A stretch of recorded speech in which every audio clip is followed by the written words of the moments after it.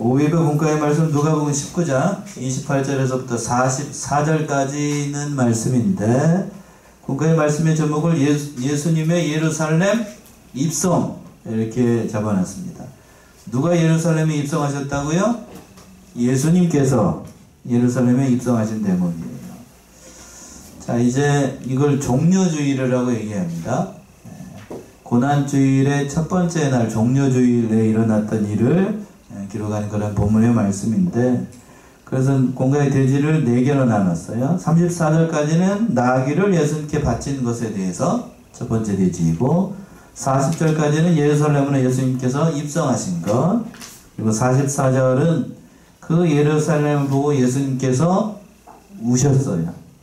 왜 우셨는가? 그 말씀이 44절까지. 마지막으로 45절에서부터 48절까지는 성전을 정결케 하신 일에 대해서 이렇게 기록하고 있습니다. 첫 번째, 나귀를 예수님께 바친 사건인데 28절 한번 보세요. 예수께서 이 말씀을 하시고 예루살렘을 향하여 앞서서 가시더라. 예, 이 모든 말씀을 마치시고 난 다음에 예수님께서 앞서서 가셨습니다. 그러니까 예수님을 죽이려고 하는 그 무리들의 그 모든 것이 험악하고 분위기가 살기가 등등한 예루살렘을 향하여서 예수님은 뒤돌아가지 않고 앞서서 가셨던 거예요. 이미 다 알고 계셨음에도 불구하고 그 모든 길을 작정하시고 앞장서서 담대히 나아가셨던 겁니다. 그래서 어디로 가셨는가? 29절 30절이요.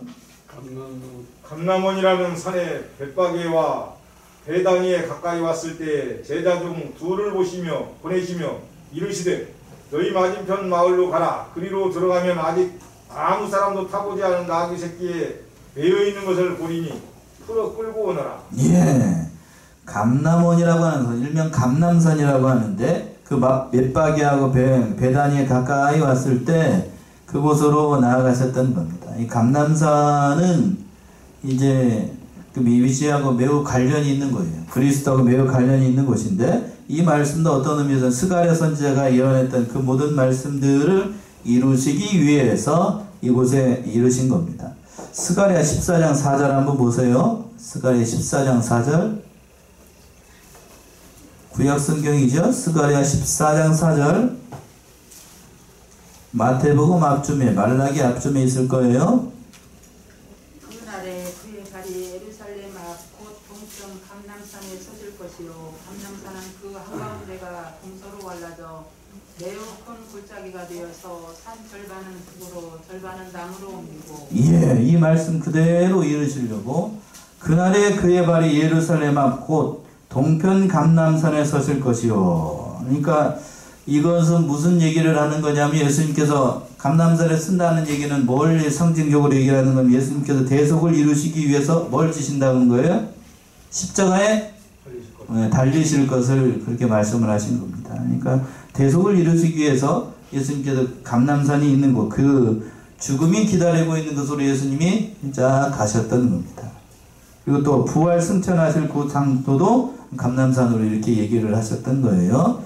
그리고 또 이제 그 들어가시기 전에 나귀를 이렇게 예수님께서 데려오라고 그랬습니다. 그런데 아무도 타지 않은, 사람을 타본 적이 없는 나귀 새끼를 갈 때 가지고 와라, 데리고 오라, 끌고 와라 라고 얘기를 했습니다. 이 말씀도 스가랴 9장 9절에 있는 말씀을 이루시기 위해서, 예수님의 생애는 그러니까 자신에게 예언되어 있었던 모든 말씀들을 이루기 위해서 오셨던 거예요.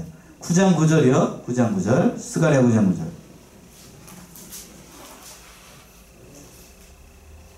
시온에 따라 크게 기뻐할지어다.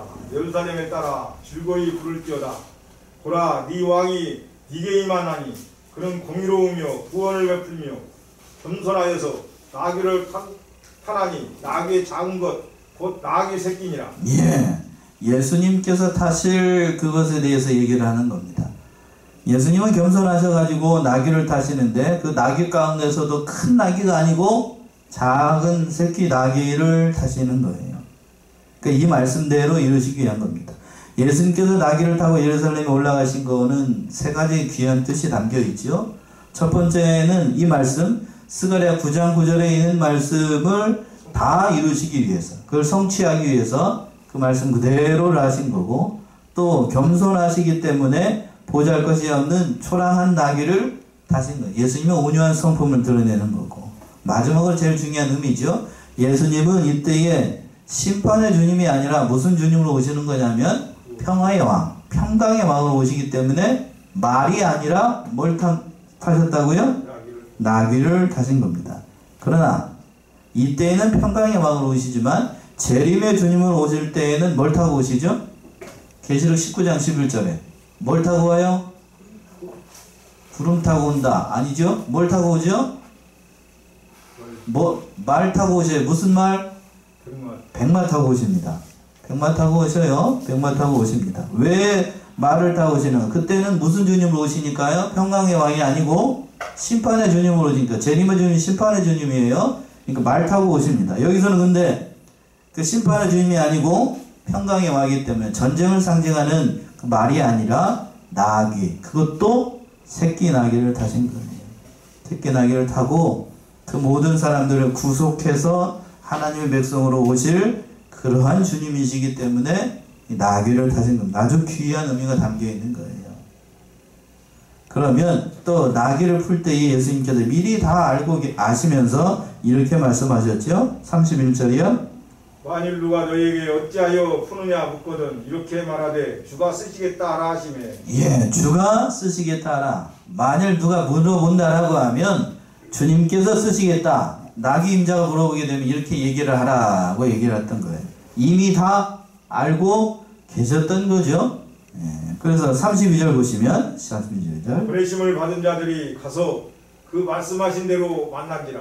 제자들 2명을 보냈으니까 제자들이 가가지고 예수님 말씀대로 순종해가지고 갔더니 진짜로 거기에 뭐가 있었어요? 나귀 새끼가 있었습니다. 한 번도 타보지 않은. 그래서 하나님의 일을 하게 되면, 순종하면 그 모든 말씀들이 이루어지는 걸 보게 되는 거예요. 해보지 않으면, 그러나 해보지 않고 순종하지 않으면 그것을 경험할 수 있을까요? 없을까요? 없어요. 순종한 사람이 하나님의 말씀이 이루어지는 것을 경험하는 거예요. 제가 여기 이제 성안교회 이제 5년째인데 내려와가지고 순종해서 하니까 이렇게 될 줄은 저도 알았을까요? 몰랐을까요? 몰랐어요. 다 순종해서 하니까 다 이렇게 하나님께서 그 영육간에 필요한 모든 것들도 다 채워주시고, 물론 하나님이 첫 번째 은혜이고 두 번째는 여러분들이 잘 협력해줘서 이 모든 일들을 다 이루어나간 겁니다. 그러니까 하나님의 은혜고 여러분들이 잘 따라준 모든 것이 다 은혜였어요. 은혜로 된 겁니다. 순종하는 자에게 이런 복을 주시는 거예요. 그래서 순종해가지고 나귀 새끼를 풀었어요. 33절 34절. 나귀 새끼를 풀 때에 그 임자들이 이르되 어찌하여 나귀 새끼를 푸느냐 대답하되 주께서 쓰시겠다 하고. 예, 나귀 새끼를 예수님 말씀대로 풀어서 가지고 갔더니 임자가 보고 왜 나귀 새끼를 푸는지 당연히 물어보겠지요. 자기 것도 아닌데 이게 뭐 남의 거 이렇게 어떤 의미에서 보기는 이거 절도예요, 절도. 그렇죠? 좋은 의미로 이 표현해서 이렇게 얘기를 하는 거지. 요즘 같은 세상에 묶어놓은 거 가지고 간다라고 하면 신고하면 꼼짝없이 꼼짝없이 갑니다. 근데 뭐라고 얘기를 했냐면 예수님 말씀하신 대로 누가 쓰시겠다고요? 주가 쓰시겠다. 이렇게 얘기를 했더니 그러니까 이미 예수님께서 그 나귀 주인이 예수님께서 쓰신다고 하면 허락할 걸 내다 보신 거죠. 다 아신 거예요. 그러니까 그 임자에게 그런 마음이 있다는 걸 이미 다 알고 있었다는 얘기예요. 그러니까 여기서 중요한 건 그 또 한 가지 알 수 있는 거죠. 사람의 마음을 예수님께서 다 아신다는 거예요. 어떠한 목적으로 뭐를 바치고. 여러분들 교회 올 때에 빈손으로 오지 않잖아요. 그 예물, 헌금함에 예물을 넣을 때 그 예물을 넣을 때 어떠한 마음으로 그 헌금을 넣는지 예수님이 다 아신다는 겁니다. 그렇죠? 넣을 때에도 그러니까 우리가 곱고 예쁜 마음으로 넣어야 돼요. 아까워가지고 덜덜덜덜 떨면서 그냥 아이씨 이거 안 넣으면 안 돼? 이렇게 하면 그걸 하나님이 알까요? 모를까요? 압니다. 알아요. 안다고. 여기서도 그랬지만 거기에서도 그랬죠. 두 렙돈을 넣었던 과부의 심정을 예수님이 알았어요, 몰랐어요? 알았어요. 알았어요. 아셔요. 하나님이 누군데 그걸 모르겠어요. 다 아신다고요. 다 아셔. 그러니까 이 여기에서도 그 나귀 임자의 마음을 예수님이 이미 살피시고 이렇게 얘기를 하면 예수님께 바칠 것을 알고 이렇게 얘기를 하셨던 거예요. 그러니까 다 보신 거예요. 다 보십니다.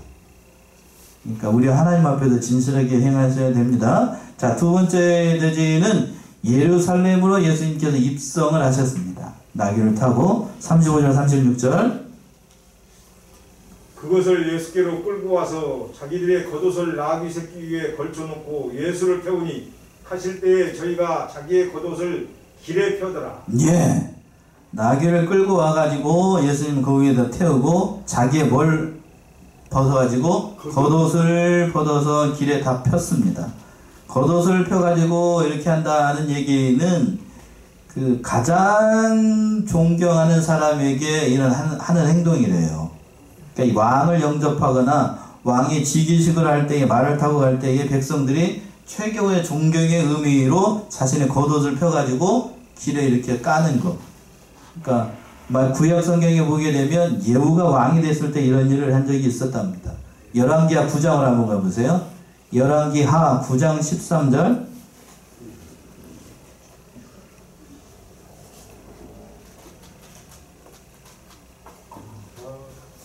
열왕기하 9장 13절 우리가 각각 자기의 옷을 급히 취하여 삼돌 위 곧 에우의 밑에 깔고 나팔을 불며 가로되 에우는 왕이라 합니다. 예, 그렇죠. 다시 한번 보시면 우리가 각각 자기의 옷을 급히 취하여 섬돌 위 곧 예후의 밑에 깔고 나팔을 불며 가로되 예후는 누구라고요? 왕이라. 예후는 왕이라 그러면서 자기 옷을 벗어가지고 밑에다 깔면서 그 밟고 지나가라는 얘기예요.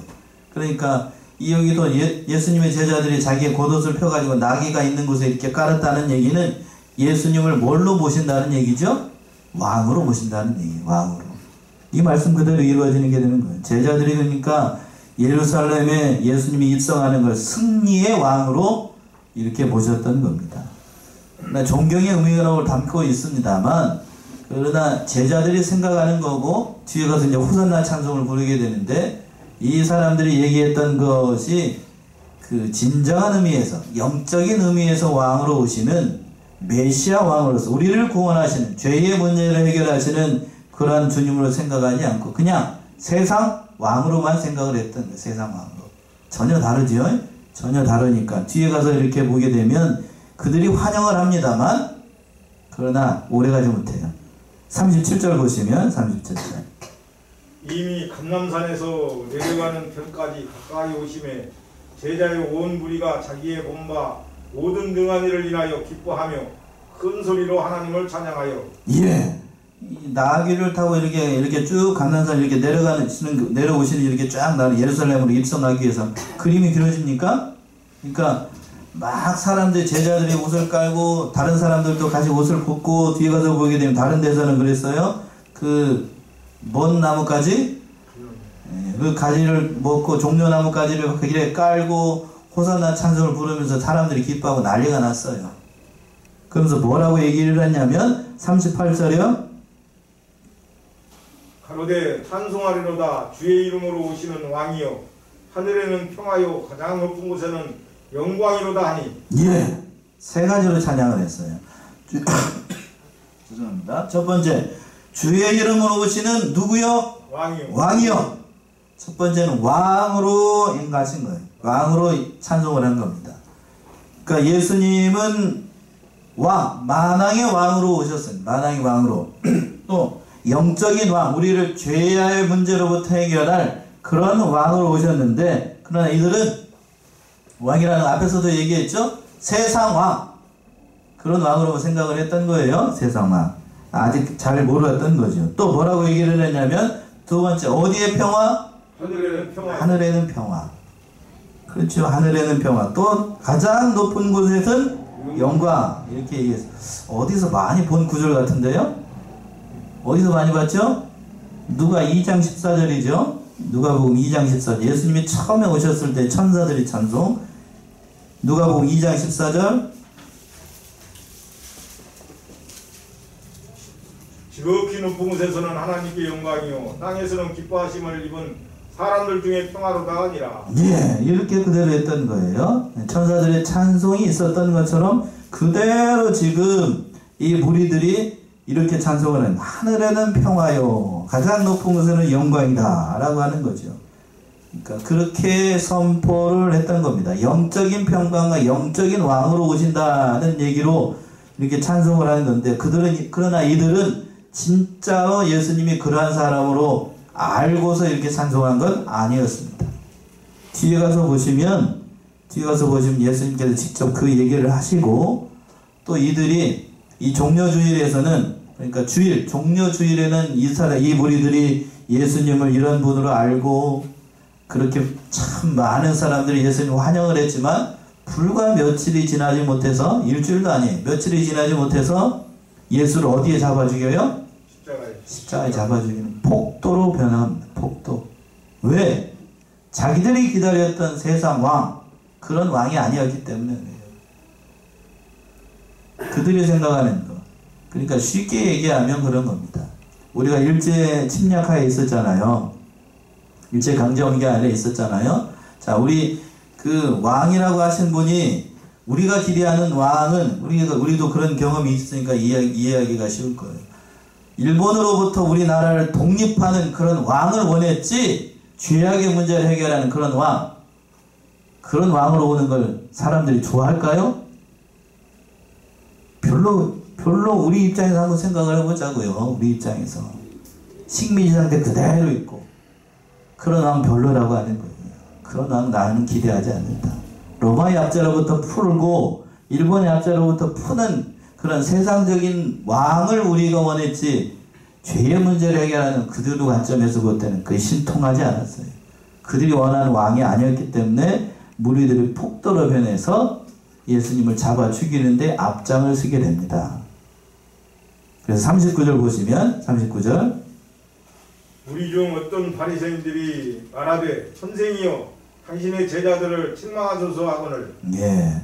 예수를 믿지 않는 사람들은 이 무리들이 이렇게 하나님을 찬송하고 또 하늘에는 평화요 가장 높은 곳에는 영광이다 라고 얘기를 하니까, 예수 그리스도를 그러니까 만왕의 왕으로 주님으로 영접을 하니까 그게 못마땅한 겁니다. 그래서 책망하라고 얘기를 했어요. 그 얘기를 듣고 뭐라고 얘기를 하냐면, 예수님께서 40절 대답하여 가라사대 내가 너희에게 말하노니 만일 이 사람들이 잠잠하면 돌들이 소리 지르리라. 예. 예수님을 보고서 찬송하지 않고 영광으로 받아들이지 않으면 뭐라고 얘기를 했냐면, 뭐가 소리를 지른다고요? 돌들이 소리를 지릅니다. 이건 두 가지 의미가 있어요. 자, 길가에 있는 돌들이 실제로 이렇게 소리 지른다는 의미로 해석하는 사람이 있고, 두 번째는 영적인 의미를 더해서 돌은 돌감람나무와 같은 이방인들을 가리킵니다. 보잘것없는 사람들, 믿지 않는, 그러니까 본래는 하나님의 백성이 아닌 사람들. 유대인들이 예수님을 영접하지 않으면 누가 소리를 지른다고요? 예수를 믿지 본래 하나님의 백성과는 무관한 이방인들이 예수님을 믿고서 영접하고 환영한다는 거예요. 이 말씀대로 됐죠? 그렇죠? 이 말씀대로 됐잖아요. 그러니까 본래는 하나님의 백성이었던 이스라엘이 예수님을 영접하고 메시아로 믿고 구원의 주님으로 영접하고 그 모든 일들을 이루어야 될 것인데, 그러나 이들이 폭도로 변해가지고 예수님을 십자가에 잡아 죽입니다. 그러니까 그 복음이 어디로 넘어와요? 이방으로 넘어와요. 저와 여러분들에게. 그 얘기를 하시는 거예요. 그걸 아시는 예수님께서 그 예루살렘 성을 보시고 우셨습니다. 그 말씀이 41절에 나와요. 41절, 44절. 41절 보세요. 가까이 오사 성을 보시고 우시며 가라사대. 예. 자, 예수님이 예루살렘 성, 그때는 그 예루살렘 성이 대단히 화려했습니다.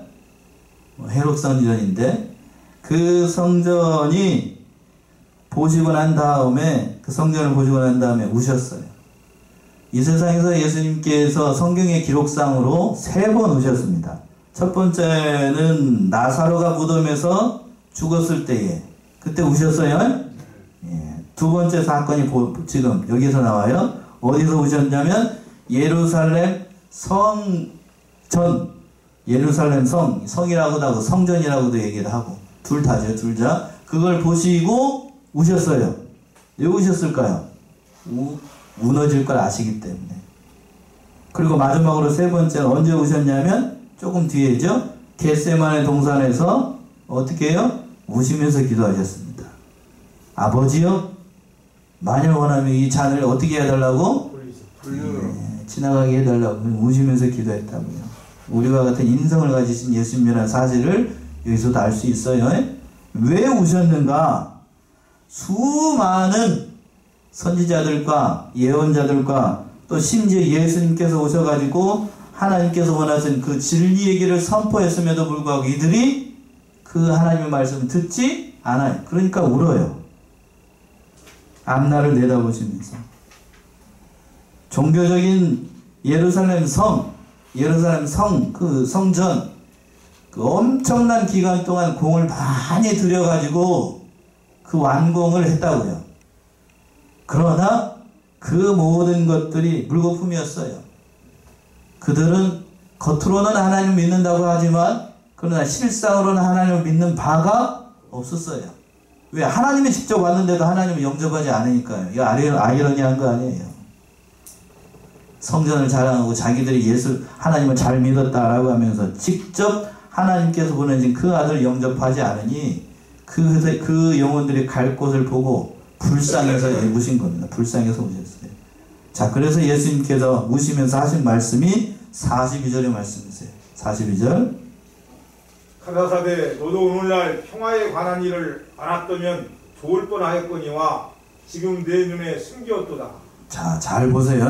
잘 보세요. 42절 둘 중 말고 42절 한번 잘 보세요. 42절 뒤에까지 보시게 되면 44절까지 보시면 이 예수님께서 우시면서 누구에게 하는 말인가 잘 보세요. 42절 보시면 가라사대 너도 오늘날 평화에 관한 일을 알았다면 좋을 뻔하였거니와 지금 내 눈에 숨기웠도다.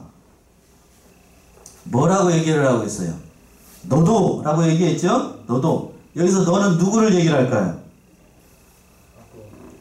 누구를? 뭘 보고 우셨다고 그랬죠? 41절에서 가까이 오사 성을 보시고 우시면서 그 성에 대고 뭐라고 얘기를 한다고 지금? 너도 오늘날 평화에 관한 일을 알았다면 좋을 뻔하였거니와 지금 내 눈에 숨겨왔도다. 뭘 보고 지금 얘기를 하는 거예요? 예루살렘 성전, 넓은 의미로 예루살렘 성이 상징하는 모든 이 유대의 민족을 보면서 예수님께서 우신 거예요. 직접적인 의미는 그러니까 사람이 아니라 누굴 보고 우신 거라고요? 허물어질 그 성전을 보고 이렇게 우시면서 너도 그 성전에 대고 쉽게 얘기하면 이 성안교회 건물을 보고 예수님께서 우시면서 하는 얘기가 너도 오늘날 이 평화에 관한 일을 알았다면 좋을 뻔하였는데 지금은 숨겨져 있구나. 그 성전, 허물어질 성전을 보면 이렇게 얘기를 하는 거예요. 이해되십니까? 이걸 국어에서는 뭐라고 얘기하냐. 무생물을 마치 살아있는 것처럼 얘기를 하시죠? 살아있는 것처럼. 얼마나 안타까우면 그 말 못하는 성전에 대고 이렇게 얘기를 하겠어요. 예수님의 심정이 이해되십니까 지금? 예수님의 심정이 이해돼야 돼요. 그러니까 성경을 읽을 때 가르쳐주는 사람이 없으면 이런 데 뭐 잘 못 알아봐요. 평화에 관한 일이라고 하는 건 뭔 얘기를 할까요? 무슨 얘기죠? 예수님은 평강의 왕으로 오셨어요. 어떤 평강의 왕? 하나님과 인간 사이에 막혀있는 죄의 문제를 해결함으로 하나님과 화목이 되죠? 그런 평강의 왕으로 오셨는데 그거를 지금 이 사람들이 눈이 가려워져서 숨겨져 있어요. 그 얘기예요. 알지 못해요. 자신을 알아보지 못하는 이 믿음의 형편을 보고 예루살렘의 이 형편을 보고 예수님께서 이렇게 얘기를 하신 거예요. 알았다면 좋았을 것인데 그러나 그것이 내 눈에 어떻게 되어 있다고요? 숨겨져 있어. 알 수가 없다. 숨겨져 있으니까 알 수가 없지요. 그러면서 앞날에 대해서 얘기를 합니다. 무슨 앞날? 43절 44절 날이 이를지라 네 원수들이 토성을 쌓고 너를 둘러 사면으로 가두고 또 너와 및 그 가운데 있는 네 자식들을 땅에 메어치며 돌 하나도 돌 위에 남기지 아니하리니 이는 공고받는 날을 네가 알지 못함을 인함이라 하시니라. 예, 날이 이를지라. 뭔 날이 이르러요? 심판의 날. 이거는 역사적으로 보게 되면 주 70년에 예루살렘이 심판받아가지고 예루살렘 성벽이 허물어지고 예루살렘 성이 허물어지고 성전이 허물어지는 거. 말 그대로 이루어져요.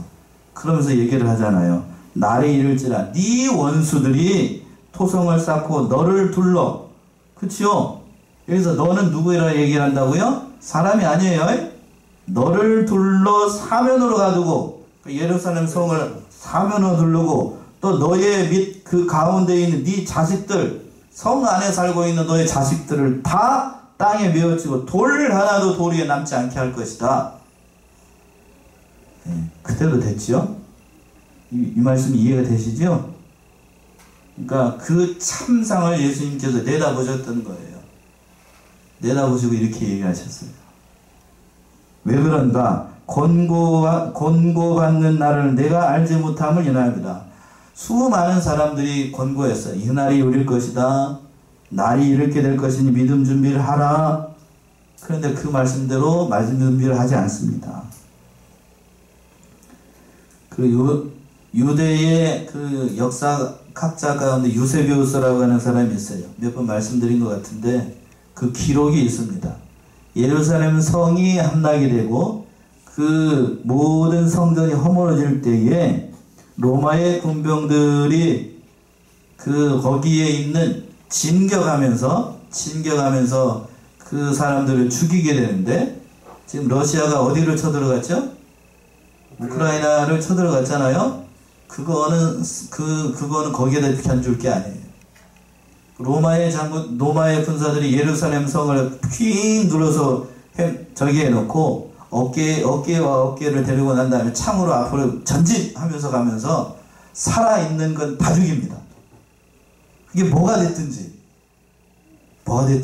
자비가 없어요. 그때는 자비가 없어가지고 그 아이벤 사람이 나타나게 되면 창으로 배를 푹 찔러가지고 그 뱃속에서 뭐가 나오고? 아이가 나와요. 아이가 나오면 그 아이도 죽이고 엄마도 죽이고 말 그대로 돌 하나도 돌 위에 남지 않을 정도로 다 죽입니다. 살아있는 것이든지 살아있지 않은 것이든지 다 죽여요. 심지어는 왜 돌 하나도 돌 위에도 남지 않게 하는가? 예루살렘 그 성전 안에는 그 돌 사이에다가 뭐를 넣었다는 얘기가 있었냐면 금을 거기다가 넣었다는 얘기가 있어가지고 로마의 군사들이 거기에다 돌을 망치로 들고 와가지고 성벽을 깨면서 그 안에서 돌 속에 있는 뭘 가지고 와요? 금을 깨기 위해서 다 깨부셨어요. 그 남는 게 없었어요. 수많은 사람들이 죽고 그 역사학자에 따르면 100만 명이 죽대 그때 당시. 얼마요? 네. 얼마나 많은 사람이 죽었어요. 왜 그렇게 많은 사람들이 죽었는가? 그때가 6월절 절기였거든요. 뭔 절기요? 6월절. 6월절이 뭔 날이죠? 우리나라로 따지면 8월 15일 광복절입니다. 6월절은 그 6월절 절기를 지키기 위해서 유대에 흩어져 있던 모든 사람들이 어디로 모이게 되냐면 예루살렘 성으로 모이게 돼요. 6월절을 지키기 위해서. 그렇게 많은 사람이 죽을 수밖에 없었던 이유가 뭔가? 그 절기를 지키기 위해 수많은 사람들이 예루살렘 성 안에 있는데 로마의 군사들이 뺑 둘러가지고 거기에서 죽이니까 그렇게 많은 사상자가 났어요. 엄청난 재난이었습니다. 엄청난 재난. 그 재난을 보시고 예수님께서 이렇게 오신 거예요. 이렇게 오신 겁니다. 이해되시죠? 하나님께서 이렇게 심판하셨어요. 말 그대로 역사적으로 이렇게 이루어지게 됐고, 그리고 난 다음에 여기서 끝난 게 아니고 2000년이 지나도록 나라 없는 민족으로 온 세계를 떠돌게 됩니다. 그렇죠? 2000년 동안. 그러고 난 다음에 해방이 됐는데 1948년 이스라엘이 독립이 되고 지금 이루어지게 됐어요. 그러니까 또 2차 대전 가운데 2차 대전이 일어났을 때에 수많은 사람들이 독일군에 의해서 가스실에서 죽게 되는데 그때에 뭐 신들러 리스트라고 하는 그런 영화도 있잖아요. 거기서 유대인들이 몇 명이나 죽는다고요? 400만 명. 아니, 600만. 600만요? 예. 엄청나게 많은 수가 죽습니다. 600명 아니에요? 엄청나게 많은 사람들이 죽어요. 엄청나게 많은 사람. 독일이, 죄송한 얘기입니다만, 독일이 지금같이 그런 패권 국가가 되고 2차 대전을 겪은 두 번의 대전은 큰 대전을 겪으면서도 독일의 경제가 망하지 않은 이유가 뭔가? 유대인들 학살하면서 얻은 재와 보물이 그렇게 많았어요. 일본이 우리보다 잘 사는 이유가 뭔가? 왜 잘 살 것 같아요? 다 뺏어갔어요. 다 뺏어갔어요. 2차 대전에서 패전국이 됐으면서도 우리보다 잘 사는 이유가 뭔가? 싹 뺏어갔는데, 그리고 또 6.25 전쟁하면서 크게 부가 됐고. 그러니까 그 벌을 지금 받는 거예요. 지금 돌아와서, 본문의 말씀이 돌아와서, 그 예루살렘이 이렇게 함락이 되면서 큰 환란을 당하게 된 겁니다. 믿지 않으니까 이런 결과를 초래하게 됐어요. 자, 그리고 난 다음 마지막 대지로 와서 시간이 좀 됐네요. 마지막 대지 성전을 예수님께서 그래도 정결케 하셨습니다. 45, 46. 성전에 들어가사 장사하시는 자들을 내어쫓으시며 저희에게 이르시되 기록된 바 내 집은 기도하는 집이 되리라 하였거늘 너희는 강도의 구례를 만들었도다 하시니라. 예, 성전을 정결케 하셨어요. 성전에 들어가 보니 우시고 난 다음에 그 앞으로 이루어질 일에 대해서 예언하시고 난 다음에 성전에 들어가니까 그 안에서 뭐 하는 사람들이 발견돼요? 장사하는 사람. 정상적으로 기도하고 하나님의 나를 위해서 기도해야 될 사람들이 거기서 뭐라고 하고 있냐면 장사하고 있어요. 기가 막히죠? 영적인 형편이 이렇다고요. 그러면서 뭐라고 하셨냐면 내 집은 다 내어쫓으면서 내 집은 기도하는 집이 되리라. 또 이거 강도의 구례를 만든다. 안타까워서 그렇게 말씀하시고, 그러고 난 다음에 그 성전에서 본래 해야 될 일을 예수님께서 하셨어요. 47절 48절. 예수께서 날마다 성전에서 가르치시니 대제사장들과 서기관들과 백성의 두목들이 그를 죽이려고 꾀하되 백성이 다 그에게 귀를 기울여 들으므로 어찌할 방침을 찾지 못하였더라. 예. 예수님께서 성전에 들어가셔서 가르치셨는데 본래 하나님의 성전에서 해야 될 일 이거죠. 말씀을 가르치고 뭐하고 위에서 얘기했던 것처럼 기도하는 일이에요. 그러니까 잡혀서 돌아가시기 전날까지 예수님은 그 백성들, 어리석은 백성들을 말씀을 가르치고 그 모든 일을 이뤄나가셨던 겁니다. 그러니까 오늘 이 말씀을 통해 예수님께서 승리의 왕으로 예루살렘을 입성을 하셨지만, 그러나 그 예루살렘 성에 있는 유대인들은 그 본래의 의미를 제대로 알지 못했습니다. 그러니까 이 말씀을 통해서 다시 한번 믿음이라는 것이 무엇이고 예수님의 심정이 어땠을지 다시 한번 생각하면서 우리는 결코 이런 자리에 빠지지 않고 믿음에 바로 서서 모든 일을 감당하시는 사랑하시는 성안의 성도님들 다 되시기 바랍니다. 기도하겠습니다.